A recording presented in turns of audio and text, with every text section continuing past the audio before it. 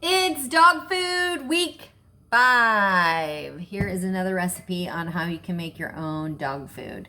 What do I have this week? I have frozen peas. Not cooking them, just gonna cut them open. I have 2 cans of Great Northern beans with the juice. Ooh, it's dripping. I got a little lettuce from this week that I'm not gonna eat. It's getting a little wonky, but it's still good. I have the ground turkey from last week. I pulled it out of the freezer and thawed it because I didn't end up eating it like I thought I did. So on Monday or Tuesday, I just popped this whole thing in the freezer and pulling it back out. I have ground beef right here that I've already cooked. I have a little bit of oregano and mint that is from my garden that I diced up and I'm going to sprinkle in. Not too much. We'll talk about that in a second. I found a tomato in my fridge that was a little soft. And we're gonna get started, and then as soon as they start filling up, if I need more, I will go look in the fridge and see if there's anything else. I got my jars, that I'm gonna use, and we're gonna get going. So in my pan, I have my ground beef. It's already cooked. I'm gonna go ahead and add that turkey in. This was the ground turkey from last week. They loved it. They get so excited when it's time for breakfast, because they get theirs at breakfast. All right, this lettuce. I told you that they will eat the lettuce, but you have to put it in with the meat. Little Claire Jane, she's a smart cookie. She's from Guam. She will literally pull out the lettuce, lick the leaves, and leave them all over the garage floor. So the only way I can get her to eat this is by putting it into the meat.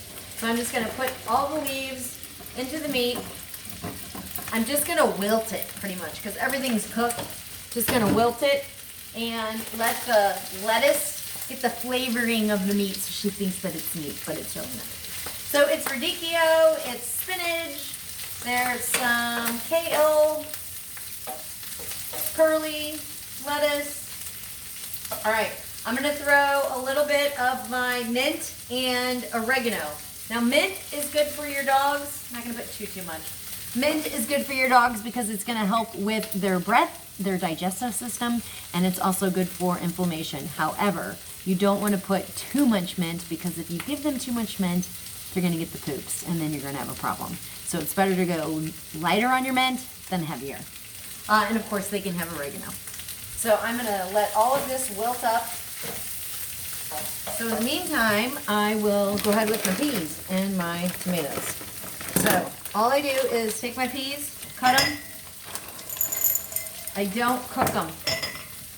I'm just putting peas. I'm going to use this whole bag. Doesn't matter if you buy organic. I just buy whatever's at Save-A-Lot or Schnucks or whatever's on sale. Sometimes it's like $3 for $5, so I'll buy mixed. I do not give them corn. I do not give them onions. Corn, you know, they won't digest, just like we won't digest. So again, dog food is supposed to be shelf stable legally for 3 years. That means there's a lot of preservatives in them. Unfortunately, they don't preserve your dog's life. So you always want to try to do a little half and half if you can, whatever you need. All right, let me do this stir. Woo! All right, I'm gonna turn this off. I'm gonna put the lid on it so it wilts. Big George just came in. Hey, Big George. You can smell that it's cooking time. All right, I got my beans. I'm just gonna scoop 1 scoop in each jar first with the liquid. I don't need to drain it. It's gonna be protein, because I'm still gonna give them half of their kibble. The brand of dog food that I use is Pro Plan. It's made by Purina. It's a black bag. Hi. And it is called Bright Minds. It's for older dogs. However, George is 8, so it's good. I think you should give it to your dog no matter how old they are, because it's good for their mind, it's good for their joints.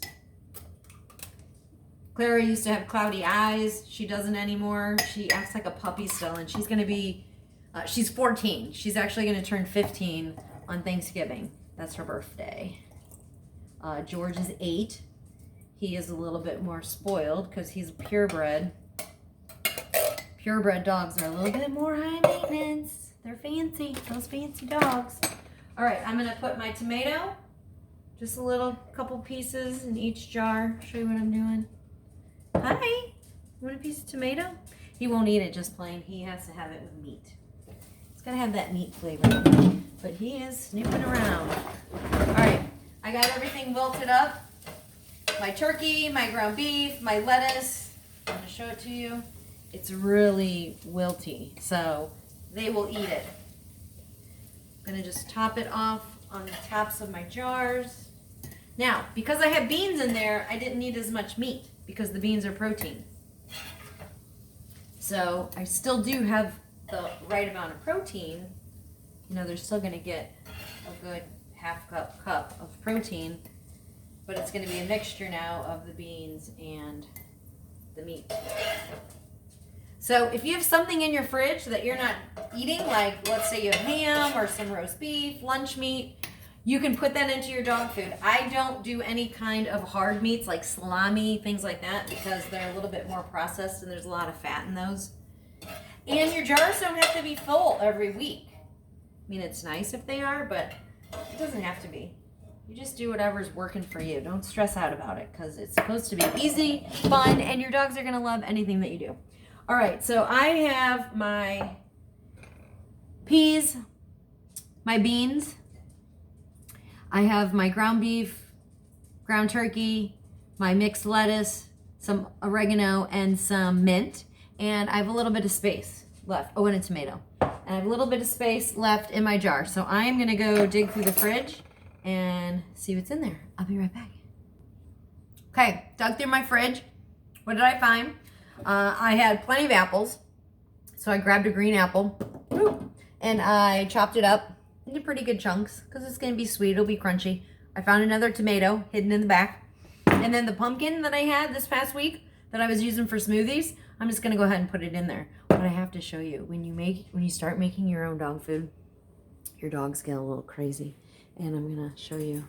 They start watching you and waiting. Woo, waiting for you to drop. There's Big George and there's Clara. She is looking all around the floor, looking for me to drop stuff. Okay, so I'm going to go ahead and put a couple pieces of apple in each jar. They love green apples. Who doesn't? They're sweet, they're crispy. I bought them on sale. Why not give them to the dogs? All right, I'm going to do the tomato. Sometimes I put organic kelp in here. It's good for their teeth, but I have the mint this time, so I don't need it. Sometimes I do flaxseed, but I don't do that every week either. I just kind of rotate my stuff, and I see what I have in the fridge. All right, I got my pumpkin. If your dog has an upset stomach and they have diarrhea or they're tooting like crazy, if you feed them pumpkin, it will help with their digestive system. So I'm going to just put some pumpkin. It's okay if I don't have enough for every jar. They don't care. They just want to eat what I have. One thing I've learned through this quarantine, this is pretty interesting, is George is perking up. I normally let my dogs lick the dishwasher, and I'm sure most of you do too. George is pretty big, so he can get into the dishwasher and lick the dishwasher.